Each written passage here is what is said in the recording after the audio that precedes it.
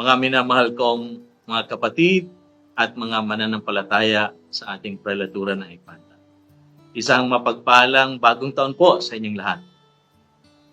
Ang pagpasok natin sa taong 2026 ay hindi simpleng paglipat ng petsa ng kalendaryo lamang. Ito ay pagpasok sa isang panibagong yugto ng ating buhay bilang simbahan.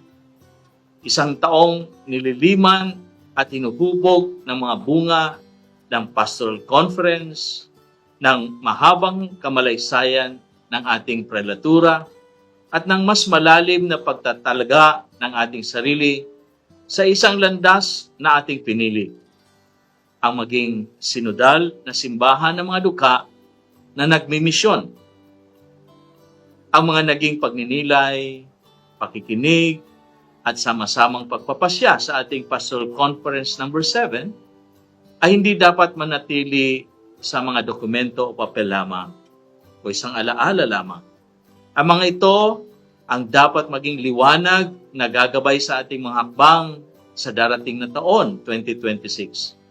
Sa ating mga MSK, sa mga parokya, sa ating pamayanan, sa mga organisasyon, at sa araw-araw na pumumuhay ng ating pananampalataya.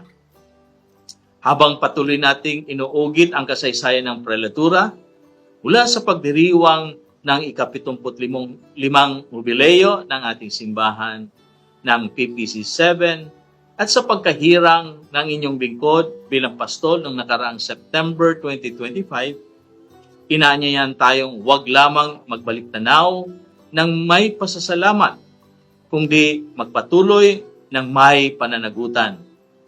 Ang kasaysayan ating minana ay hindi tapos na kwento. Ito ay isang misyong ipinagkatiwala sa atin ngayon. Sa taong 2026, tayo ay tinatawag sa pagpapanibago ng ating pagtatalaga sa sarili bilang mga pastol at kawan, bilang pari, bilang reliyoso, laiko, kabataan at pamilya, upang isabuhay ang diwa ng sinodalidad, pakikinig, pakikibahagi, at sama-samang paglalakbay, lalo na kasama ang mga dukha at mga nasa laylayan ng ating lipunan. Malinaw ang panawagan sa atin sa 2026. Walang tagamasid sa simbahang sinodal. Lahat ay kalahok. Lahat ay tinatawagang maging misyonero o misyonera. Hindi lamang sa malalayong lugar, kundi sa mismong gitna ng ating pamayanan. Hindi lamang sa mga gawain ng simbahan, kundi sa paraan ng ating pakikitungo, pagdidesisyon, at pagmamalasakit sa kapwa at pagpapanibago ng ating bansa at ng ating inang kalikasan. Bilang inyong bagong hirang na pastol ng prelatura, inaanyayahan ko kayong samahan ako upang yakapin ang bagong taon na may pag-asa at tapang.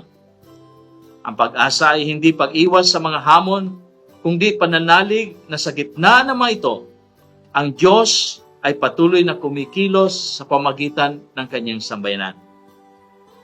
Nawa sa 2026, ang 2026 ay maging taon ng mas malalim na pakikisa, mas malinaw na pagmimisyon, at mas tapat na paglilingkod sa mga dukha. Isang simbahang naglalakbay na magkasama-sama, pinangungunahan ng Espiritu at pinatitibay ng pag-asa. To think and feel with the living church. Sentire cum ecclesia. Isang mapagpalang bagong taon po sa inyong lahat.